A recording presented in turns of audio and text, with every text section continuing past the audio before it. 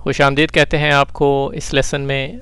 आज हम class 9 part 1 में जो चैप्टर या यूनिट नंबर 8 है उसमें सेक्शन 8.2 के अंदर एक थ्योरम है, उर्दू में जिसको मसला कहते हैं, उसका स्टेटमेंट देखेंगे, उसको समझने की कोशिश करेंगे और उसके बाद फिर उसको प्रूव करेंगे, उसको साबित करेंगे कि किस तरह से हम जो चीज़ें हमें पहले से मालूम हैं उनकी मदद से हम इस थ्योरम को प्रूव कर सकते हैं।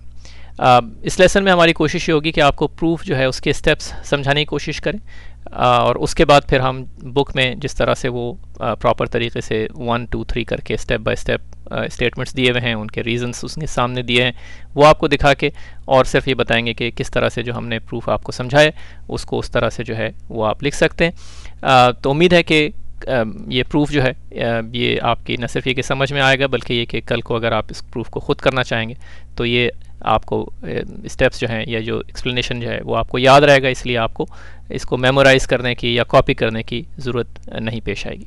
तो चलते हैं, चल के जो है हम पहले थ्योरम का स्टेटमेंट देखते हैं।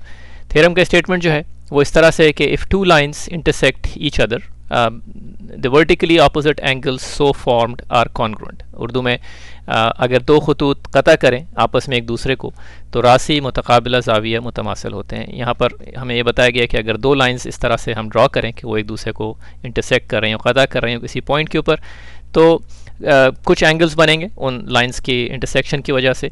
उन एंगल्स में वो एंगल्स के जो वर्टिकली ऑपोजिट हैं एक दूसरे के, वो एक दूसरे से कॉन्ग्रुएंट होंगे या उनके मेजर्स जो हैं वो सेम होंगे। पहले तो हम एक छोटा सा जो है वो डिस्कशन कॉन्ग्रुएंस और मेजर्स के बारे में कर लेते हैं ताकि थोड़ा सा नोटेशन जो है वो क्लियर हो जाए। फ़र्ज़ करें कि हमारे पास दो एंगल्स हमें दिए हुए हैं ए और बी और हमें ये मालूम है कि ये दोनों कॉन्ग्रुएंट हैं। तो ये हमें अगर इन्फॉर्मेशन पहले से पता है तो उसको हम इस तरह से लिखते हैं कि angle A is congruent to angle B, और उसके लिए ये नोटेशन यूज़ करते हैं जो बीच वाली नोटेशन आपने देखी 3 लाइनों जिसमें ऊपर वाली लाइन जो है वो एक वेव की तरह से बनाई जाती है। तो ये स्टेटमेंट है जिसमें हम ये कह रहे हैं कि angle A and angle B are congruent.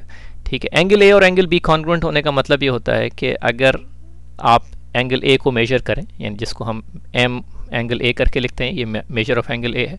इसी तरह से अगर हम बी को भी मेजर करें किसी अपने टूल की मदद से, प्रोट्रैक्टर की मदद से, कि जिससे हम मालूम कर सकें कि कितने डिग्रीज का है ये एंगल ए और बी, तो उस सूरत में जब हम इनको मेजर करेंगे तो हमें पता चलेगा कि इन दोनों की मेजर्स जो हैं वो सेम है, और उसके लिए हम इक्वालिटी का सिंबल जो है ये बीच में ये वाला यूज़ करते हैं। तो अगर दो एंगल्स कॉन्ग्रुएंट हैं, जो पहली लाइन हमारी यहाँ पे लिखी हुई है, तो उसका मतलब ये है कि ये दोनों एंगल्स जो हैं इनके मेजर्स जो हैं वो सेम होंगे, और सेम के लिए जो हम नोटेशन है वो इक्वालिटी का यूज़ करते हैं। इसी तरह से अगर हमें कोई ये बताए कि दो एंगल्स हैं उनके मेजर सेम हैं, यानी अगर हमें दूसरी लाइन वाली इन्फॉर्मेशन गिवन हो तो उससे हम ये कह सकते हैं कि ये दोनों एंगल्स जो हैं ये कॉन्ग्रुएंट होंगे, और उसके लिए ये वाली दूसरी नोटेशन हम यूज़ करते हैं। तो सिर्फ एक नोटेशन का फ़र्क है। कॉन्ग्रुएंस का मतलब ये है कि मेजर सेम है, मेजर सेम होने का मतलब ये है कि ये दोनों एंगल्स जो हैं वो कॉन्ग्रुएंट हैं। सिर्फ एहतियात इस बात में रखनी है कि जब हम कॉन्ग्रुएंस की बात कर रहे हैं तो हम एम का सिंबल यहाँ पे यूज़ नहीं करते और ये 3 लाइंस वाला सिंबल जो है यूज़ करते हैं कॉन्ग्रुएंस के लिए। जब हम मेजर की बात करते हैं तो हम ये एम के साथ लिखते हैं, और इक्वालिटी का सिंबल जो है वो इसके लिए हम यूज़ करते हैं। बस ये थोड़ा सा लिखते वक्त इन चीज़ों की एहतियात की ज़रूरत है, बाकी इसमें ऐसी कोई ख़ास परेशानी की बात नहीं। तो अब हम दोबारा से अपने थ्योरम के स्टेटमेंट की तरफ आते हैं और दो लाइंस ड्रॉ करके देखते हैं कि ये जो एंगल्स बनेंगे इन दो लाइंस के इंटरसेक्शन की मदद से उनमें से कौन से वर्टिकली ऑपोजिट एंगल्स हैं। तो सबसे पहले हम एक एंगल जो है वो सेलेक्ट कर लेते हैं। यहाँ पर ये एंगल हमारा पी ओ बी है, इसको हम लिख भी लेते हैं यहाँ पे, ये हो गया angle P O B.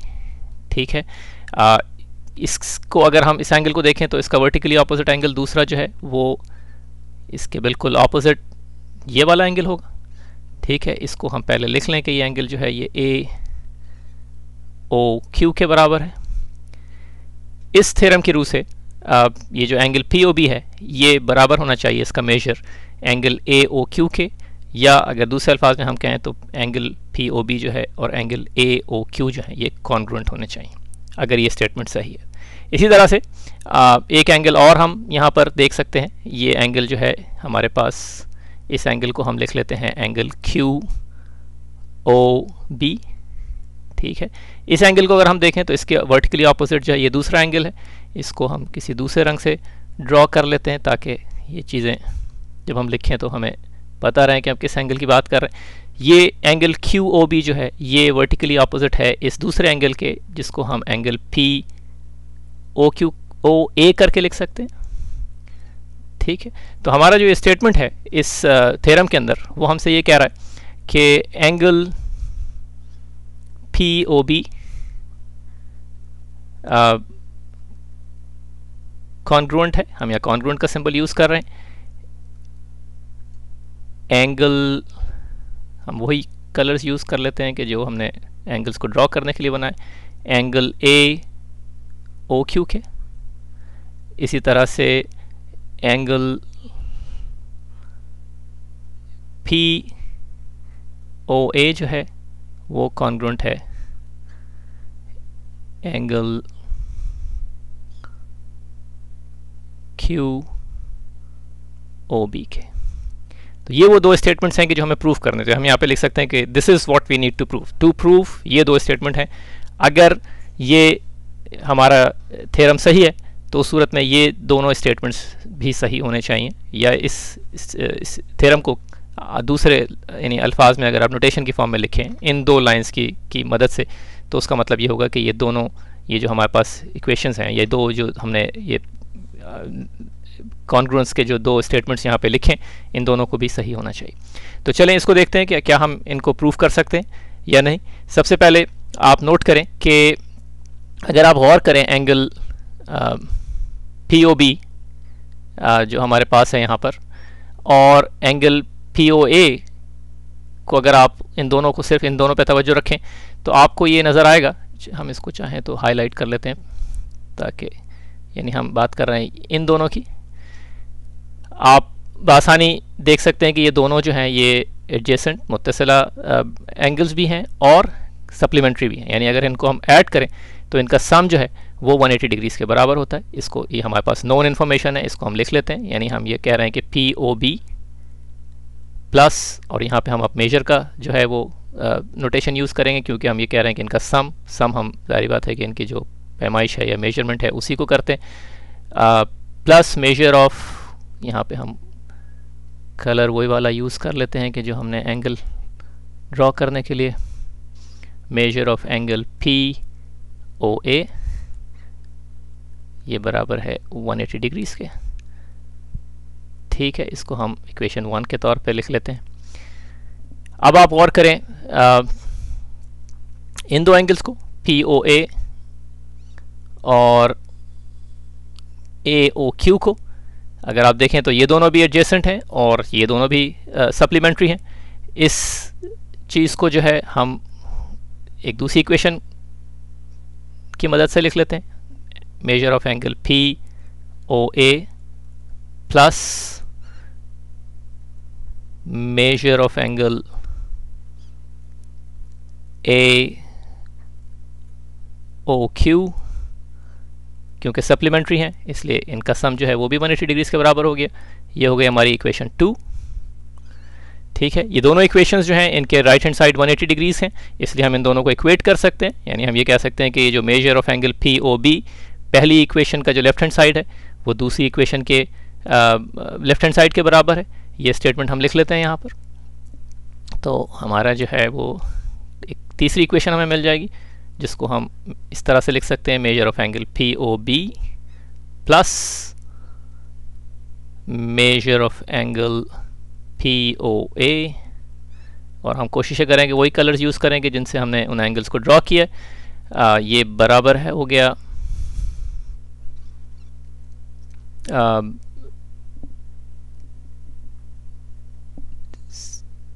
Equality measure of angle P O A plus, अब हम ये दूसरी इक्वेशन जो है उसका लेफ्ट हैंड साइड जो है वो लिख रहे हैं यहाँ पर, measure of angle A O Q. ठीक है, अब ज़रा आप इन दोनों इक्वेशंस को गौर से अगर देखें तो इनमें measure of angle P O A जो है वो दोनों साइड्स पे कॉमन है। इसका मतलब है कि इसको हम एक दूसरे से कैंसिल कर सकते हैं, और उस सूरत के अंदर जो हमें बाकी रह जाएगा वो ये कि measure of angle P O B जो है वो बराबर हो जाएगा measure of angle A O Q के। और अगर आप और करें तो ये उन दो स्टेटमेंट्स में से एक स्टेटमेंट है कि जिसको हम प्रूफ करना चाहते थे, measure of angle P O B बराबर है मेजर ऑफ एंगल AOQ के, और वो हमने आपको दिखाया कि किस तरह से हमने प्रूफ कर दिया यहाँ पर। ठीक है, तो ये हो गया एक स्टेटमेंट का प्रूफ। दूसरा स्टेटमेंट का प्रूफ जो है वो आप आसानी कर सकते हैं। उसमें आपको जो है वो सिर्फ करना ये होगा कि आप ये जो दो एंगल्स हैं सप्लीमेंट्री, इनको आपने देखा। उसके बाद जो है आप अगर गौर करें तो ये दोनों एंगल्स जो हैं ये भी सप्लीमेंट्री हैं। जब आप इन दोनों को एक दूसरे से इक्वेट करेंगे, इन दो इक्वेशंस को सब्स्टिट्यूट करेंगे, तो आप बआसानी ये साबित कर सकेंगे कि आपका जो एंगल POA है ये बराबर है एंगल QOB के। ठीक है, तो ये एक रफ स्केच जो है समझाने के लिए हमने आपको बताया कि किस तरह से इस थ्योरम को प्रूव करना है।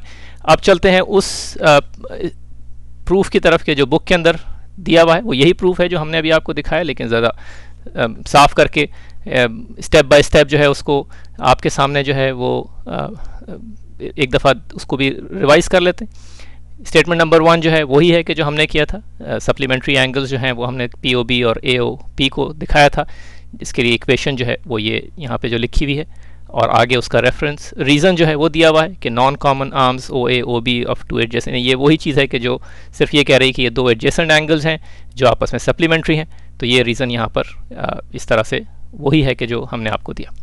फिर उसके बाद दूसरे जो दो एंगल्स थे AOP और AOQ को रीज़न यहाँ पे दिया हुआ है कि वो दोनों जो हैं वो भी सप्लीमेंट्री हैं, इसलिए हम इनको सम करके और ये बता सकते हैं कि ये सम जो है ये 180 डिग्रीज़ के बराबर होगा। और जब ये दोनों 180 डिग्रीज़ के बराबर हैं तो हमने इन दोनों को आपस में इक्वेट करके और एक इक्वेशन जो है वो तीसरी जो है वो लिख ली। यहाँ पर जो इसका रीज़न दिया हुआ है transitive property of equality. In other words ये सिर्फ आपसे ये कह रहे हैं कि क्योंकि दो इक्वेशंस हैं जिनकी राइट हैंड साइड जो है वो सेम है, इसलिए सेम क्वांटिटीज़ जो हैं वो आपस में सब्स्टिट्यूट की जा सकती हैं इक्वेशंस में। तो हमने वो काम किया यहाँ पर। Two quantities are equal, therefore we can equate the left hand sides of these two equations. और उस इक्वेशन को जो हमने यहाँ पर स्टेप नंबर 3 में हमें मिली है उसको अगर हम सिंप्लीफाई करेंगे तो हमारे पास ये चीज़ आ जाएगी, जिसमें हम ये कह रहे हैं कि मेजर ऑफ एंगल POB जो है वो बराबर है मेजर ऑफ एंगल AOQ के। और हमें मालूम है कि ये दोनों वर्टिकली ऑपोजिट एंगल्स हैं, हमने अपनी फिगर में देखा था। और इसी चीज़ को मेजर ऑफ एंगल POB जो बराबर है मेजर ऑफ एंगल AOQ को, उसको हम कॉन्ग्रुएंस की नोटेशन यूज़ करके इस तरह से भी लिख सकते हैं, जिसमें हमने M जो है उसके बजाय हमने सिर्फ एंगल POB और एंगल AOQ को, और फिर बीच में हमने जो है वो कॉन्ग्रुएंस की नोटेशन यूज़ कर ली। और यहाँ पर अगर आप रीज़न पे देखें तो यही स्टेटमेंट उन्होंने यहाँ पे दिया हुआ है कि if two angles are equal in measures they are congruent, if they are congruent then they are equal in measure. यानी अगर वो कॉन्ग्रुएंट हैं, मुतमासिल हैं, तो उनकी मेजर्स जो हैं वो बराबर होंगी, और अगर मेजर्स बराबर हैं तो वो मुतमासिल या कॉन्ग्रुएंट होते हैं। तो ये हमने एक स्टेटमेंट प्रूफ कर लिया। यही तरीका इस्तेमाल करके आप दूसरा स्टेटमेंट भी जो है वो प्रूफ कर सकते हैं। उसमें आपको सिर्फ दो अलग जो सप्लीमेंट्री एंगल्स हैं उनको ट्रिक है यहाँ पर वो ये कि आपको ऐसे दो पेयर्स बनाने हैं सप्लीमेंट्री एंगल्स के जिनमें एक एंगल जो है वो बीच में कॉमन हो, ताकि जब आप स्टेप नंबर 3 में सब्स्टिट्यूशन करें तो उसको आप कैंसिल कर सकें। उस सूरत में जो बाकी दो वर्टिकली ऑपोजिट एंगल्स रह जाएंगे उनको आप ये दिखा सकते हैं कि उनके मेजर्स आपस में बराबर होंगे, जिसका मतलब ये है कि वो कॉन्ग्रुएंट है। ठीक है जनाब, तो उम्मीद है कि ये आपको प्रूफ समझ में आया होगा। बहुत सारे प्रूफ अभी और करने हैं इस यूनिट के अंदर, और उम्मीद है कि आप ये सारे जो प्रूफ्स हैं जब ये हो जाएंगे तो ज्योमेट्री जो है न सिर्फ ये कि आपको अब आसान लगने लगेगी, बल्कि ये कि हो सकता है कि आप नए प्रूफ्स जो हैं वो ख़ुद से स्टेटमेंट्स लिख के और ख़ुद से उनको प्रूफ करने की कोशिश करें कि वो स्टेटमेंट सही हैं या नहीं। ठीक है, जाइए जाके मज़े कीजिए, फिर दोबारा मुलाकात होती है किसी और लेक्चर में।